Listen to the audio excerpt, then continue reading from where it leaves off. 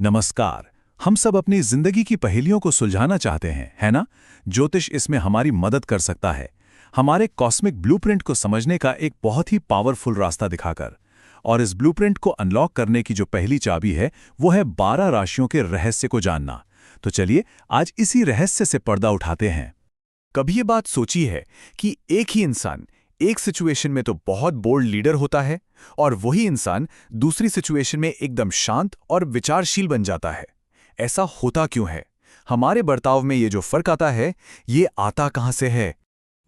इस पहेली का जवाब ज्योतिष में छिपा है और वो जवाब है राशि। तो चलिए समझना शुरू करते हैं कि ये राशि आखिर है क्या और ये हमारे व्यक्तित्व को, हमारे नेचर को कैसे शेप करती है। तो राशि है क्या? देखिए, बहुत सिंपल शब्दों में राशि पूरे आसमान का 30 डिग्री का एक हिस्सा है और पूरे 360 डिग्री के आसमान को ऐसे ही 12 बराबर हिस्सों में बांटा गया है। पर सबसे जरूरी बात यह है कि हर राशि सिर्फ एक नाम नहीं है, बल्कि एक खास तरह का एनर्जी पैटर्न है, एक ऊर्जा का ब्लूप्रिंट जो हर चीज पर अपना असर डालता है। और यही एनर्जी पैटर्न ग्रहों के काम करने का तरीका तय करता है। कोई भी ग्रह जिस राशि में होता है, वो उसी राशि की ऊर्जा के थ्रू खुद को एक्सप्रेस करता है। मतलब राशि एक तरह से उस ग्रह को अपना रंग और अपना अंदाज दे देती है। अच्छा, तो ये जो 12 अलग अलग एनर्जी पैटर्न्स है, इनको समझने का एक सीक्रेट कोड है, एक फॉर्मूला है। और ये कोड दो मेन चीजों से मिलकर बना है। एक है तत्व यानी एलिमेंट्स और दूसरा है स्वभाव यानी नेचर्स। अगर ये दोनों समझ लिए तो किसी भी राशि का जो बेसिक कैरेक्टर है वो आसानी से समझ आ जाता है। देखिए, राशियों को ना 4 बेसिक एलिमेंट्स में बांटा गया है। पहले हैं फायर साइंस, मेष, सिंह और धनु। इनकी एनर्जी हमेशा एक्शन लेने वाली होती है।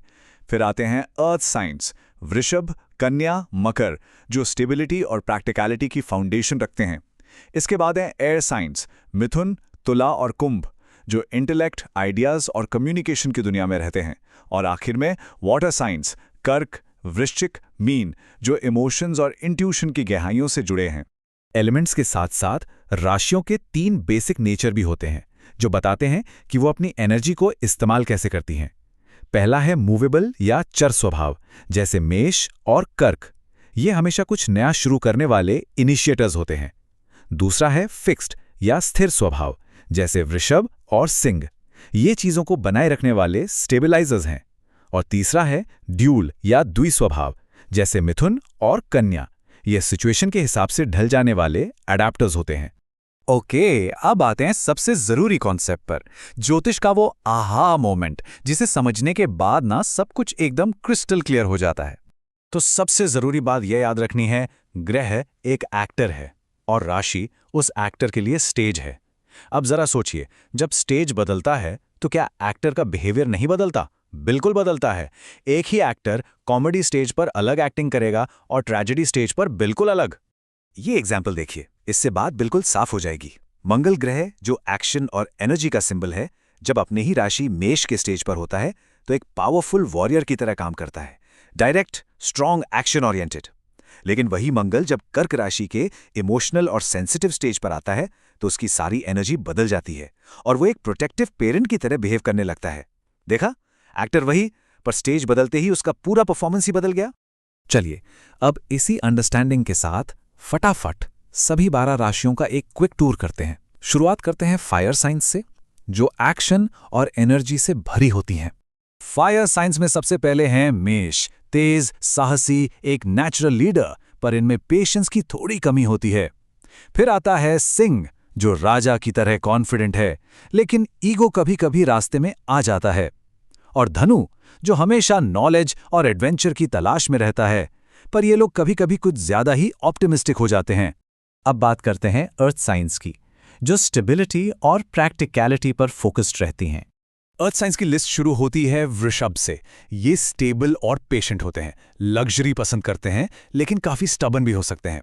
फिर आती है कन्या राशि, एनालिटिकल, परफेक्शनिस्ट, पर इसी वजह से ओवरथिंकिंग में भी पड़ जाते हैं।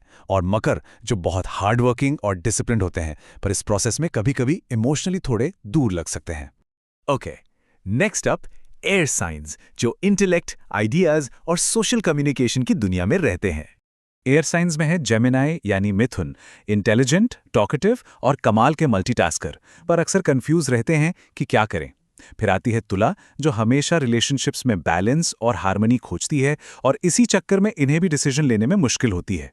और आखिर में कुंभ, जो इनोवेटिव और ह्यूमैनिटेरियन होते हैं पर अपनी ही दुनिया में रहने की वजह से डिटैच्ड महसूस कर सकते हैं। और आखिर में चलिए इस टूर को पूरा करते हैं वाटर साइंस के साथ, जो इमोशंस और इंट्यूशन की गहराइयों में डूबी होती हैं।